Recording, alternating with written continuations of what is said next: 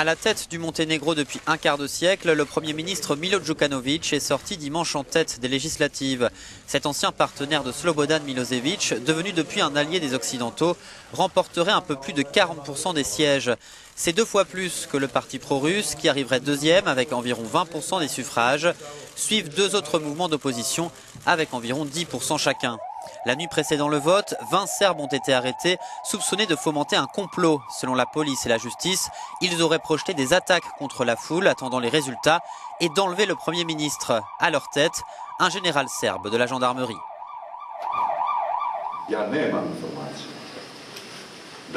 Je n'ai aucune information indiquant que des acteurs politiques soient derrière tout ça, a cependant précisé le ministre de l'Intérieur.